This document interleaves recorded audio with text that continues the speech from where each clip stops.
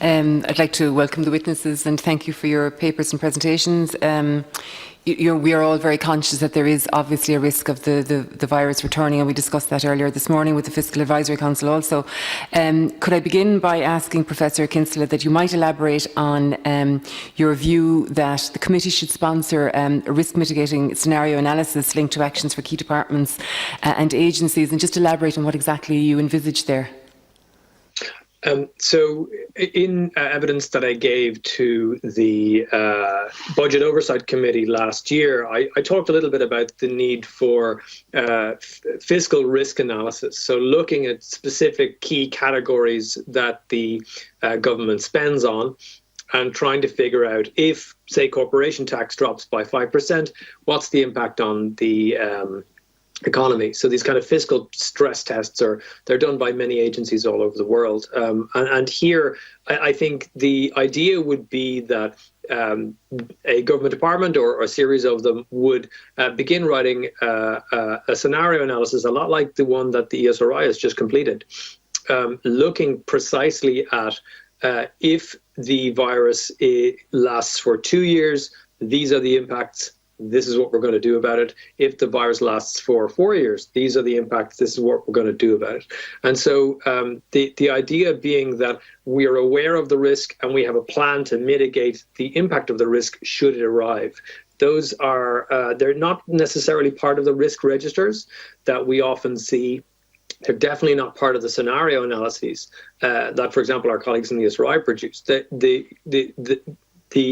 The first step is to say this could happen. The second step is to say it could be this bad. And the third step is to say this is what we're going to do about it. And it's connecting those three together that I think is very important, because I think the state has responded extremely well to the crisis, but it's been in an entirely responsive mode.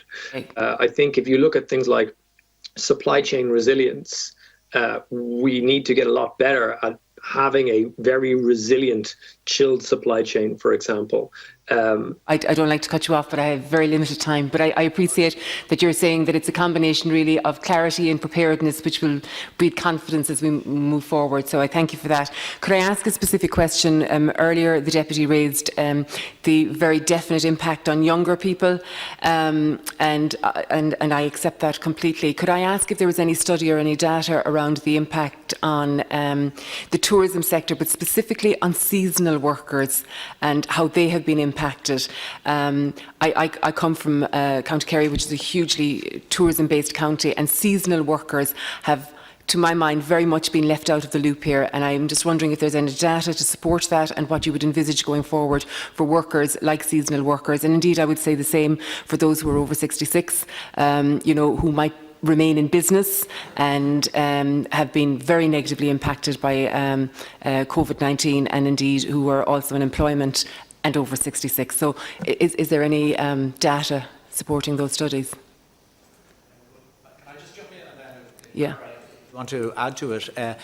I'm not entirely aware that there's any specific studies, okay? But if I can address the question in the following way, I guess one of the great difficulties when you talk about the group that you're talking about is their fate has yet to be determined. Okay, and of course we don't know yet precisely, when things are going to start and how vibrant the tourist season will be. A certain amount has been lost, but this is very much that sort of group that it may not be as catastrophic as we thought, or it may be. Okay, and we don't know, and we have to keep a watching brief on that.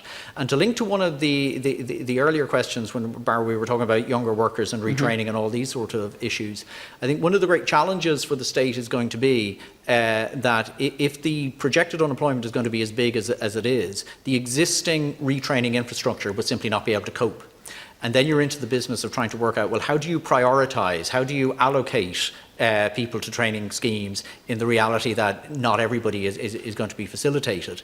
And I think it's at that point then that we're going to have to get more data on the sort of skill mix of people, and basically to make sure we're concentrating resources on those who face the greatest disadvantage, which could include people who are in sectors which have been particularly impacted, or are in regions that are particularly severely impacted as well. So to sum up, I'm not aware that the study has been done, but I think there is a good amount of thought already being given precisely to some of the issues you're talking about. Thank you. I would suggest that it is worthy of study. I think particularly seasonal workers have been the forgotten sector in this current pandemic. I appreciate I'm without time. Thank you.